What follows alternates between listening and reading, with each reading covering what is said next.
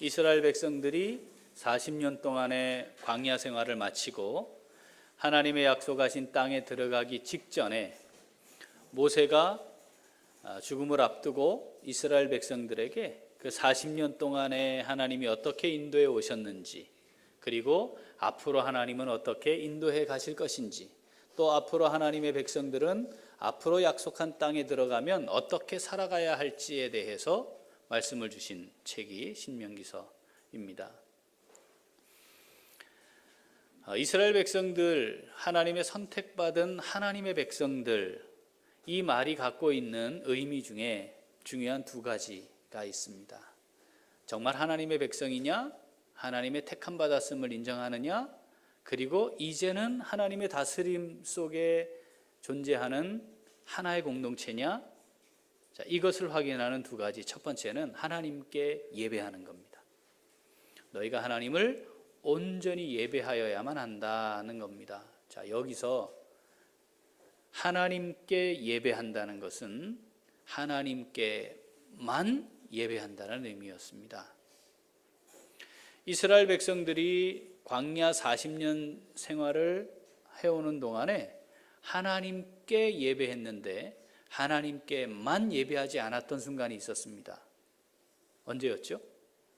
모세가 시내산에 율법 받으러 올라갔을 때 그들이 금송아지를 만들어 놓고 그 금송아지를 향해 뭐라 했습니다? 뭐라 했습니까? 이것이 바로 우리를 여기까지 인도하여 낸 그 하나님이다, 이렇게 이야기했어요.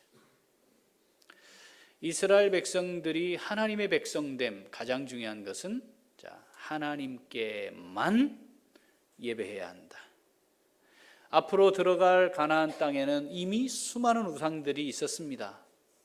그 우상들이 있었던 곳에 들어갔을 때에도 뭘 기억해야 합니까? 우리는 하나님께만 예배하는 하나님의 백성들이다. 이걸 기억해야 한다는 겁니다. 또 하나, 두 번째는, 그럼 하나님의 택함을 입었고 부르심을 받아 공동체가 되었다면, 그리고 한 하나님의 다스림을 받는다면 확실하게 확인되어야 하는 것, 그건 더불어 사는 거였습니다. 하나님이 약속하신 약속의 땅에 들어가면 물론 전쟁을 통해 정복하는 과정이 있지만 그 땅은 누가 주시는 거였습니까? 하나님이 주시는 거였습니다. 제비를 뽑아서 얻게 되는 것이고, 하나님이 살아가도록 하나님의 백성들을 돌보시는 의미, 그게 하나님이 약속한 것을 주시는 것이고, 하나님의 백성들은 하나님께서 내게 주시는 것으로 받아 내가 살고 있습니다. 이게 고백되어야 되는 거죠. 그런데 혼자가 아니라 어떻게? 우리로, 공동체로 하나님 백성들로 존재해야 한다는 거였습니다. 나만 살면 되는 것이 아니라 함께 살아야 하는 거였습니다.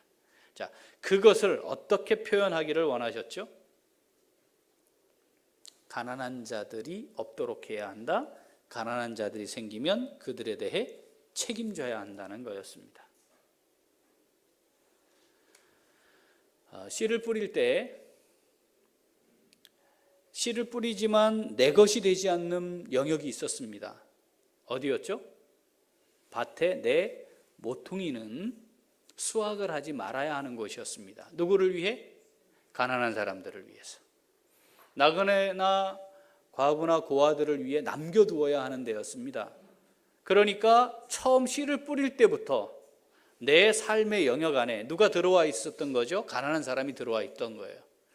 수확을 한 다음에 풍족하니까, 여유 있으니까 무엇을 어려운 사람들과 나눈다는 개념이 아니고, 처음 삶을 계획하고 시작하는 단계에서부터 이미 그들과 함께 살아야 한다는 것이 그 안에 포함되어 있었던 겁니다. 어떤 사람이 가난해지면 처음에 기업을 받았으니까 가난함이 없는 거잖아요, 그죠? 그런데 어쨌든 그걸 잃어버렸어요. 그러면 책임이 뭐였습니까? 친족들의 촌수를 따져서 가까운 사람들이 그 사람을 책임져야 했습니다. 가난한 사람에게 돈을 구워주면 이자를 받지 말아야 했습니다.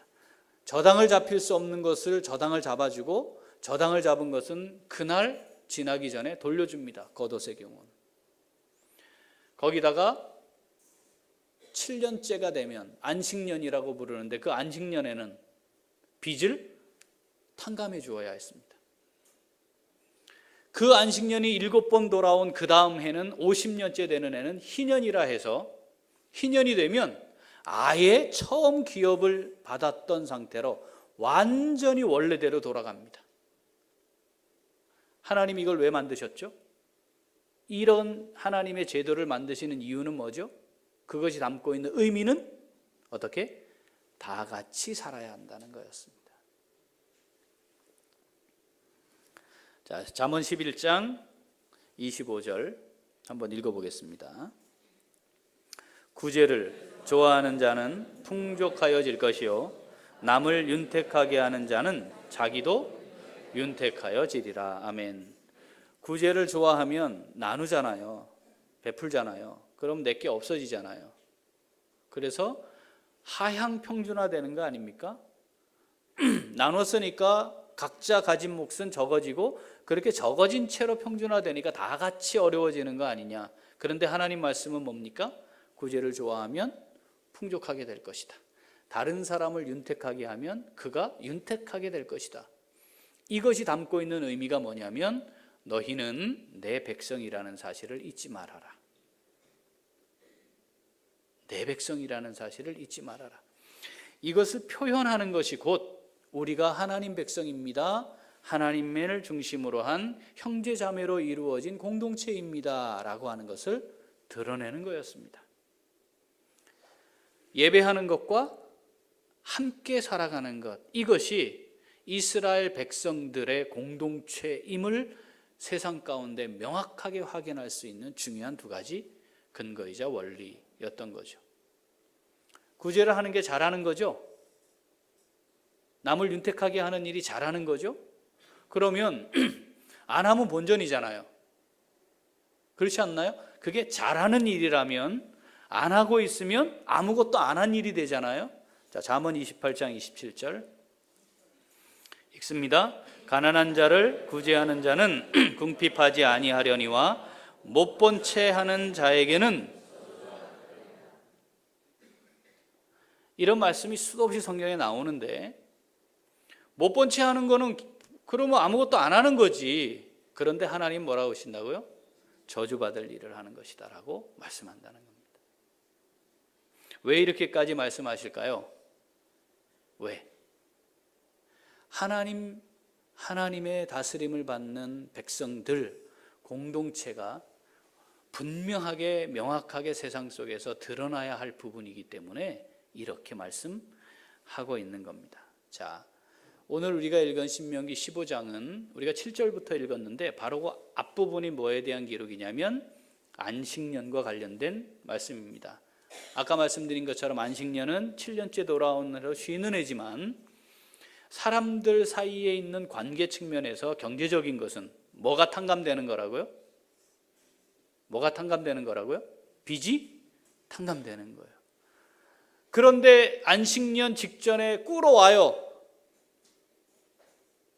그럼 어떻게 해요? 안식년 전인 줄 알고 면제년인 줄 알고 꾸러 와. 그럼 어떻게 해요? 흉측하네. 내 보자 하니까 정말 이래 너무하는 거 아니야 이거? 그렇죠? 양심이 있어야지 말이야. 그래도 자, 그게 오늘 본문입니다. 다시 한번 읽어보겠습니다. 내 하나님 여호와께서 내게 주신 땅 어느 성읍에서든지 가난한 형제가 너와 함께 거주하거든 그 가난한 형제에게 내 마음을 완악하게 하지 말고 내 손을 움켜쥐지 말고 반드시 내 손을 그에게 펴서 그에게 필요한 대로 쓸 것을 넉넉히 구워주라. 삼가 너는 마음에 악한 생각을 품지 말라. 곧 이르기를 일곱째 해 면제년이 가까이 왔다 하고 내 궁핍한 형제를 악한 눈으로 바라보며 아무것도 주지 아니하면 그가 너를 여호와께 호소하리니 그것이 내게 죄가 되리라. 너는 반드시 그에게 줄 것이요 줄 때에는 아끼는 마음을 품지 말 것이니라. 이로 말미암아 내 하나님 여호와께서 내가 하는 모든 일과 내 손이 닿는 모든 일에 내게 복을 주시리라. 아멘. 악한 생각을 품지 말라. 뭐가 악한 생각이라는 거예요? 어라? 면제년이 가까웠다고 또 꿇어왔네. 아, 진짜 너무하는 거 아니야? 요게 뭐예요? 악한 생각이래요.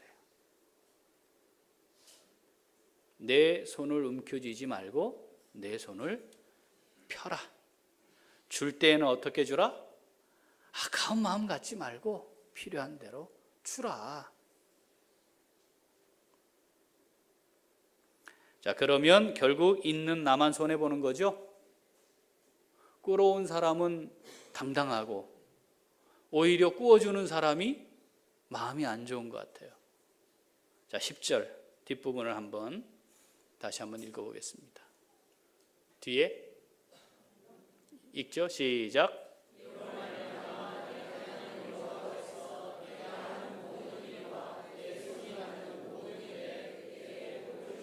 한 번 더 시작.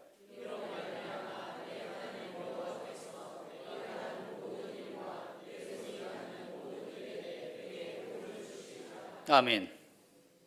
아멘입니까? 아멘입니까?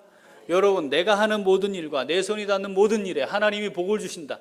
할렐루야지. 이게 할렐루야지. 우리 이거 기대하고 사는 거 아니에요? 문제는 이걸 안 믿는다니까. 이걸 믿는 사람은 어떻게 한다고요? 이틀 뒤에 탕감되는 애가 시작되는 줄 알고 와서 꾸는 놈. 이런 진짜 아무리 그래도 진짜 와 이건 진짜 저는 해도 너무하네. 그게 악한 생각이라는 걸 알고 그런 날이라 할지라도 움켜쥐지 말고 내 손을 펴서 나누는 거예요. 아까운 마음 갖지 말고 주는 겁니다. 뭘 믿는 사람은 이로 말미암아 내가 하는 모든 일과 내 손이 닿는 모든 일에 누가? 하나님이 복을 주시리라. 이걸 믿는 사람은 아싸 또 왔어, 복 받을 기회 왔어, 이렇게 되는 거죠. 중요한 건 이걸 우리가 잘 믿지 않는다는 겁니다. 산수만 하는 거예요. 산수 더하기 빼기 이거 빠졌다 이만큼 내가 없어지는 거다. 더하기 더해졌다 내가 이만큼 많아지는 거다. 이것만 하고 있는 거죠. 아무리 가난한 자들을 살피고 돕고 도와도 가난한 자는 없어지지 않습니다. 맞죠? 그러니까 이거 암만 해봐야 가난한 사람은 안 없어질 거고, 그렇다고 내가 이 세상에 있는 가난한 사람을 다 책임질 수 있는 것도 아니고, 이거 어차피 안 되는 건데, 자, 요건 우리가 자주 듣고 하는 말, 세상에서 듣는 말입니다. 11절 읽어보죠. 땅에는 언제든지 가난한 자가 그치지 아니하겠으므로 내가 네게 명령하여 이르노니 너는 반드시 내 땅 안에 내 형제 중 곤란한 자와 궁핍한 자에게 내 손을 펼치니라. 아멘. 반드시 있을 거야. 그러니까 어떻게? 그 곤란하고 가난한 자들을 위해 내 손을 펼 준비를 하고 살아라. 왕부담. 이런 성경은 좀 건너뛰면 안 좋을까? 자, 그런데 바로 그 말씀에 뭐가 있다고요? 이로 말미암아 내가 하는 모든 일과 내 손이 닿는 모든 일에 누가? 하나님이 복을 주시리라. 그 말씀을 기억하자 이 말입니다. 자, 이 말씀을 진짜 삶 속에 아멘으로 받아서 진짜 하나님이 그렇게 하나 안 하나 한번 해보라 이 말씀 있잖아요. 에? 한번 해보자니까요. 진짜 그렇게 하시는가 안 하시는가? 내가 하는 모든 일과 내 손이 닿는 모든 일에 하나님이 복을 주시리라. 이것이 우리의 삶 속에서 멋지게 성취되는 말씀임을 이 세상을 향해 선포할 수 있는 참된 풍성함 우리 다 맛볼 수 있게 되기를 소원합니다. 이 말씀 따라 살았던 이 세상에 세워진 첫 번째 교회가 있습니다. 어디죠? 예루살렘 교회, 소위 우리가 말하는 초대교회. 예루살렘 교회는 어땠을까요? 성령의 충만함을 입었던 그 교회. 자, 사도행전 2장 42절에서 47절 한번 읽어봅니다. 그들이 사도의 가르침을 받아 서로 교제하고 떡을 떼며 오로지 기도하기를 힘쓰니라. 사람마다 두려워하는데 사도들로 말미암아 기사와 표적이 많이 나타나니 믿는 사람이 다 함께 있어 모든 물건을 서로 통용하고 또 재산과 소유를 팔아 각 사람의 필요를 따라 나눠주며 날마다 마음을 같이하여 성전에 모이기를 힘쓰고 집에서 떡을 떼며 기쁨과 순전한 마음으로 음식을 먹고 하나님을 찬미하며 또 온 백성에게 칭송을 받으니 주께서 구원받는 사람을 날마다 더하게 하시니라. 아멘. 나의 것을 나의 것이라 하지 않았습니다. 주님의 것임을 인정했습니다. 그래서 서로 통용했습니다. 너도 쓰고 나도 쓰고 주님의 뜻대로 더 필요한 사람이 사용하는 것을 인정했습니다. 더 나아가 자기가 다 팔아서 나누어 주고 함께 생활하는 것도 가능했습니다. 하나님의 말씀대로 행하는 공동체였습니다. 그런데도 어땠다고요? 그것 없어진 것 때문에 속상해하고 마음 아프고 후회하고 아이고 내가 그때 왜 그랬지, 갑자기 그때 뭐에 씌었지, 성령에 씌었죠? 뭐에 씌었나, 아이고 이거 어쩌나, 그러지 않고 어떻게 해요? 기쁨과 순수한 마음으로 함께 모여 하나님을 찬미하며 음식을 나누었다 이겁니다. 우리가 지금은 1년에 몇 번 성찬식 하지만 원래 성찬이라는 것은 그 당시에 모일 때마다 행하는 거였습니다. 주님께서 마지막 저녁 식사를 하신 후에 모일 때마다 이를 행하여 나를 기념하라 했기 때문에 모일 때마다 같이 식사를 한 겁니다. 자, 그 당시에 모이는 날은 언제였죠? 주일이었죠. 주님 부활하신 날 기념하여 모였고 우리가 그걸 오늘도 주일이라고 지킵니다. 원래 일주일에 하루 노는 거는 그 당시에 없었어요. 누구만 있었습니까? 유대인들만 있었어요. 율법에 따라 안식일 하루를 쉰 겁니다. 전 세계에 하루를 쉬는 게 없어요. 다 일하는 날이에요. 그런데 실제로 주님이 부활하신 날은 유대인들도 일하는 날이다, 안 하는 날이다? 일하는 날이었다. 그래서 그때의 예배는 일을 마치고 모이는 거였습니다. 그래서 모여서 먼저 뭘 했어요? 저녁을 먹은 겁니다. 그 식사를 하면서 우리는 주님의 몸에 붙어있는 지체입니다. 빵을 나누며 하나됨을 확인하고 잔을 나누며 주의 피를 나눈 뭐가 된 거예요? 형제 자매입니다. 이걸 고백하고 예배를 드린 거다 이 말이죠. 그러니까 우리가 한 몸의 공동체요 형제 자매됨을 인정하지 않으면 그냥 종교단체 교회입니다. 그게 아무리 좋은 시설에 아무리 많은 사람이 모여도 종교단체 교회입니다. 그게 고백돼야 되는 거죠. 자, 그런데 문제가 있었어요. 어떤 문제가 있냐면 그 당시에는 지금처럼 무슨 이렇게 식당이 있고 대량 취사할 수 있는 이런 게 없으니까 어떻게? 각자가 그걸 가지고 오는 겁니다. 각자가 빵하고 포도주를 들고 오는 거예요. 자, 그런데 당시에 노예들도 있었죠. 일하는 가난한 사람들도 있었죠. 귀족도 있고 로마인도 있고 넉넉한 사람들도 있었어요. 그럼 어떻게 해야 다 나눌 수 있어요? 가난하고 종들 못 가지고 오는 사람들을 위해서는 내가 조금 더 가져와야 다 같이 먹는 거죠. 그걸 감안해서 가져와서 다 함께 모아서 식사를 하는 거였습니다. 그러니까 몸된 교회로 모였다 이 말은 뭐예요? 함께 우리가 더불어 살아가는 사람들이요 형제 자매들입니다 라고 하는 사실을 고백해야만 의미였어요. 우리 교회는 널리 나누고 베푸는 풍성한 교회를 지향합니다. 풍성함의 의미가 뭐라 그랬습니까? 많이 쌓였다가 아니고 나를 위해 많이 쌓였다가 아니고 하나님을 위해 쌓이고 하나님의 뜻대로 사용하는 것이 많을 때 그게 풍성함이다 그랬습니다. 자, 어떻게? 널리 나누고 베푸는 것으로 풍성한 교회, 이것이 주님을 머리로 한 참된 교회의 모습이기에 우리 교회는 널리 나누고 베푸는 풍성한 교회를 지향하는 겁니다. 자, 이 말씀들을 기준으로 해서 참된 교회는 어떤 교회입니까? 나누고 베풀미 있는 교회. 그게 참된 교회죠. 자, 이 널리 나누고 베푸는 풍성한 교회, 어떤 교회일지 오늘 우리에게 주시는 말씀 함께 하나님의 음성 듣고자 합니다. 자, 널리 나누고 베푸는 풍성한 교회의 모습은 어떻습니까? 첫째, 다시 한번 첫째, 이웃이 되어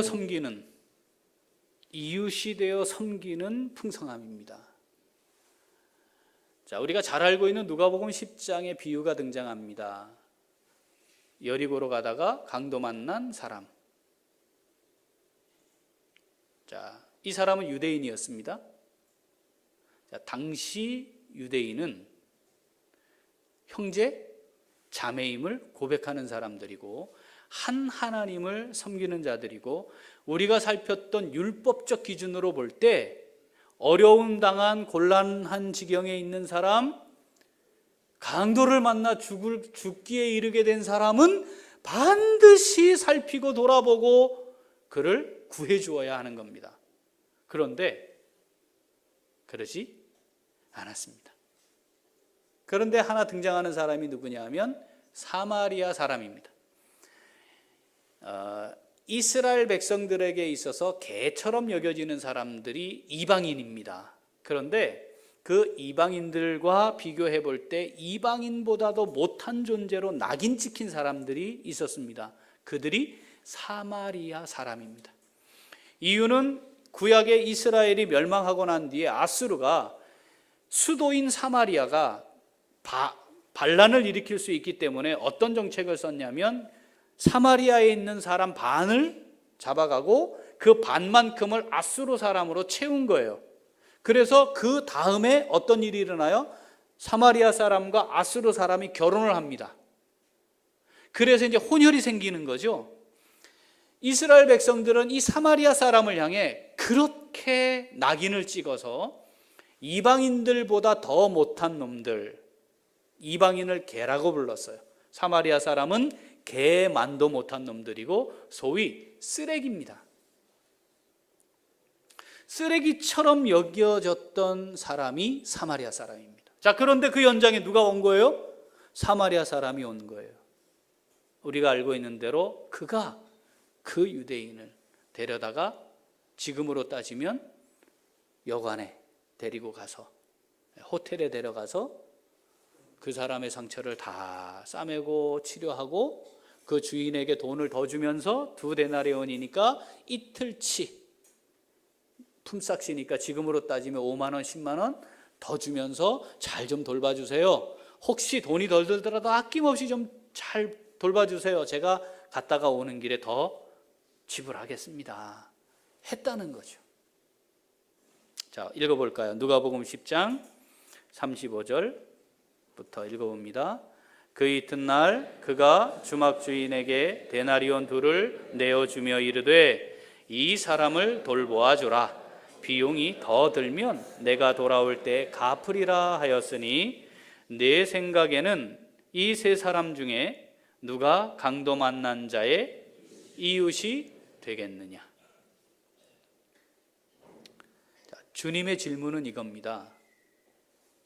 강도 만난 자가 너의 이웃인가 잘 살펴서 너의 이웃이면 내 이웃을 네 몸처럼 사랑하라 한 말씀대로 돌봐줘야 된다. 강도 만난 자가 네 이웃인가 살펴라. 보니까 강도 만난 사람 내 이웃이 아닙니다. 저 사람 저 모르는 사람인데요. 그러면 지나쳐도 되는 거 아니겠습니까? 하고 앞에 사람들은 지나쳤을지 모르는 거예요. 그런데 주님의 말씀은 뭐냐면 누가 강도 만난 자에게 이웃이 되었느냐? 이 말씀을 읽는 하나님의 사람들을 향해 이렇게 말하는 겁니다. 너의 이웃이 아니기 때문에 저는요 저 사람에게 할 필요 없어요 라고 말하는 거 옳지 않다. 그 사람이 누구든지 간에 네가 그 사람의 이웃이 되어줌으로써 그가 너의 이웃이라는 사실을 인정해라. 이웃이 되어야 하는 겁니다. 이웃이 되어 주어야 하는 겁니다. 그래서 37절 주님이 이렇게 말씀하세요. 이르되 자비를 베푼 자니이다. 예수께서 이르시되 가서 너도 이와 같이 하라 하시니라. 아멘. 얼굴 대면하는 것조차 수치스럽고 부끄럽고 그걸 다른 사람이 봤다가는 나도 그 사람과 동일한 것처럼 인정받을 수 없는 대상이지만 어떻게? 네가 그의 이웃이 되어주어야 한다는 겁니다. 이게 참 쉽지 않습니다. 쉽지 않으니까 주님이 비유까지 들어서 또 강조하고 또 강조하는 것이죠. 우리가 앞에서 잠깐 말했지만 성찬, 주일날 밥 먹고 예배 드리는 거였단 말이죠. 그런데 고린도전서 11장을 가보면 어떤 일이 있었느냐. 이거 주님 명령 따라 살과 피를 나누는 거 아닙니까? 의미가? 그런데 말이죠. 어떤 일이 있었냐면 자기의 떡과 빵과 포도주를 가져와서 내요. 그리고 안에 들어와요. 그럼 그걸 나중에 다 모았다가 다 같이 모였을 때 나누는데 나는 아주 고급 포도주에 고급 빵을 먹어요. 그런데 노예들이나 또는 하루하루 벌어서 사는 사람들은 정말 품질이 낮은 포도주와 빵을 갖고 오는 거예요. 근데 한꺼번에 섞였어요. 그러다가 이렇게 배분을 하다 보면 나는 저도 먹지 않는 게 걸리는 수가 있는 거죠. 그거 못 먹겠는 거예요. 기분 나쁜 거예요. 나는 이런 사람인데 내가 갖고 온 거는 내가 훨씬 많이 갖고 왔고 저렇게 좋은 건데 내가 왜 이걸 먹어야 되느냐.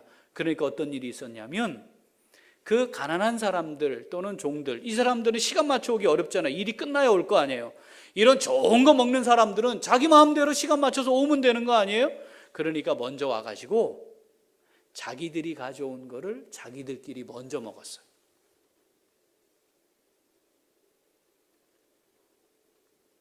그리고는 다 같이 모였을 때 또 도니까 또 먹은 거예요. 어떤 일이 발생했어요? 취한 거예요. 그 포도주를. 아까워서 많이 먹고 아까워서 내가 먼저 먹고 다 같이 나눌 때 또 먹고 그게 취해버린 거예요. 그래서 고린도전서 11장을 보면 야 니네들 먹을 게 없어서 여기 와 밥 먹으러 왔냐 이 얘기예요. 이게 갖는 의미가 뭔지도 모르고 교회가 어떤 곳인지도 모르고 공동체는 어떠해야 되는지도 모르고 그거 하려고 니네 왔냐 이거예요. 그래서 11장 마지막에는 이렇게 기록해요. 그런즉 내 형제들아 먹으러 모일 때에 서로 기다리라.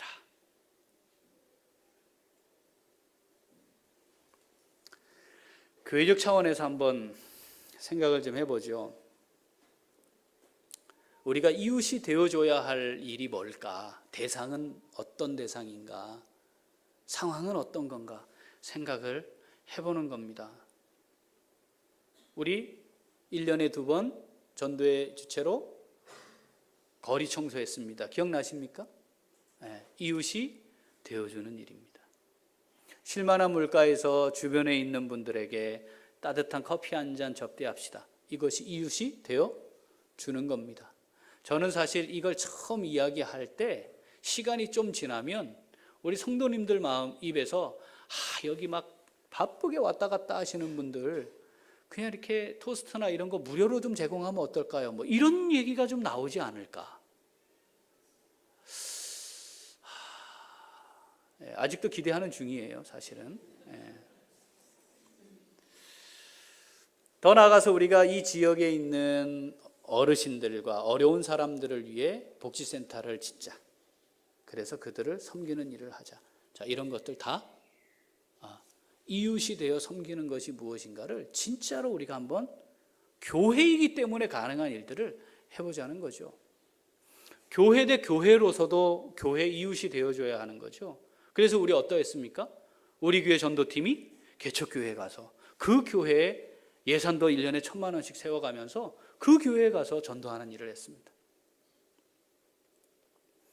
작은 교회 목사님들 함께 모여서 우리 교회가 식사도 대접하고 책도 직접 사서 공급하면서 같이 그 책을 읽고 말씀을 나누고 설교를 어떻게 하면 더 잘할 수 있을까? 이런 모임을 겨자씨 모임으로 진행을 해왔었습니다.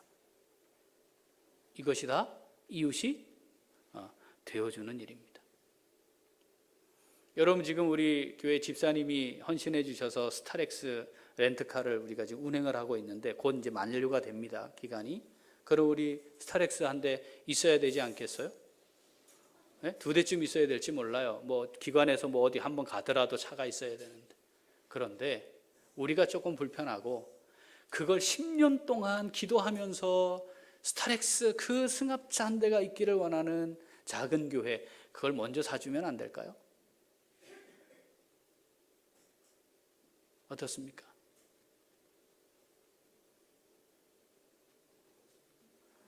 제가 언젠가 폭탄 선언할지 모르는데 지금 반쯤 하겠습니다. 우리 절기 예배를 우리 교회에서 드리지 말고 다 같이 개척교회로 가면 어떨까요? 그날은. 그리고 절기 헌금을 그 개척교회 헌금하는 겁니다. 목사님 1년 지금 예산이 어떻게 지금 되고 있는데, 제 생각입니다. 지금은 어느 날 선언할지도 몰라요. 이웃이 되어주는 교회, 그게 주님이 우리에게 말씀하신 말씀 따라 행하는 거거든요. 교회적 차원에서는 그러면 안 될까요? 여러분, 우리가 땅을 사고 건물을 짓고 교회 건물을 가지려면 수십억 있어야 되는데 그 수십억으로 수십 개의 개척교회가 자리박에 할 수 있습니다. 이웃이 되어 섬긴다는 게 도대체 뭘까? 우리가 조금만 불편하면 할 수 있는 일이 많은데 우리의 불편함을 먼저 해결하려고 들면 아무것도 할 수 없어요. 이웃이 되어 섬기는 것, 그것이 정말 진정한 풍성함인데 우리가 정말 그 말씀대로 우리 교회를 잘 세워가고자 하는 마음으로 함께 모여 있는 것인가? 우리 교회는 귀한 교회입니다. 자랑스러운 교회고요. 제가 어디 가면 멋지게 자랑할 수 있는 교회예요. 우리가 그 어려움 가운데 있었지만 성도들이 힘을 모아 선교사들을 위한 게스트룸을 준비한 교회입니다. 이제 좀 이따 방학 되면 그곳에 선교사님 자녀들이 그곳에 와서 지내게 될 것이고 우리가 그들을 또 돌봐주고 살피는 일을 하게 될 겁니다. 우리도 힘들고 어려웠지만 필리핀에 있는 유치원 1년 동안 잘 도와 운영될 수 있도록 지원하는 거 멈추지 않았습니다. 사역자들, 어려운 사역자들, 그런데 목회자로서 어떻게 세워갈까 우리 지원해서 그분들을 돕는 사역도 계속해서 진행을 해왔습니다. 널리 나누고 베푸는 것, 그건 이웃이 되어 섬기는 겁니다. 우리 교회는 선한 이웃이 되는 우리 교회잖아요. 선한 이웃이 된다는 것이 갖는 의미가 바로 이런 의미입니다. 이웃을 잘 섬기는 풍성함이 무엇인지 이 세상을 향해 선포할 수 있는 우리 교회 될 수 있기를 소원합니다. 둘째,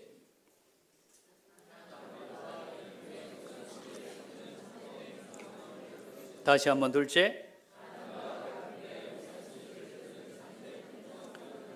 자, 그러면 나눔과 베푸는 것, 아멘, 동의합니다. 그래야죠. 당연히 그래야죠. 자, 그런데 하나님의 말씀의 의미는 나눔과 베풀미 순위에 있어서 먼저라는 겁니다. 내가 이만큼이 있고 이만큼 채워졌으니 제가 이제 나누어 볼게요. 아유, 하나님, 제가 아직도 요만큼이 부족해서 아직 좀 참 나누기 어려운데 요거만 좀 되면, 요거 해결되면 제가 좀 나누겠습니다. 그런데 그 해결돼 보세요. 되든가요?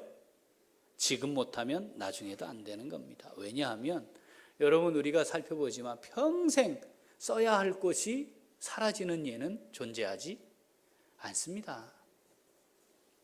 순서가 뭐냐 하는 겁니다.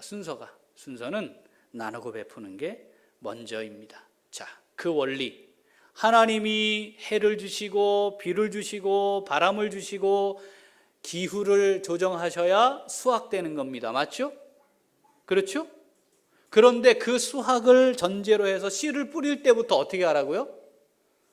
내가 수확할 수 없는 내 거 아닌 것에도 어떻게 하라? 씨를 뿌려야 하는 겁니다. 그러니까 시작부터 순위가 먼저 그들과 함께 살아가야 하고 세워가야 한다는 게 전제되는 겁니다.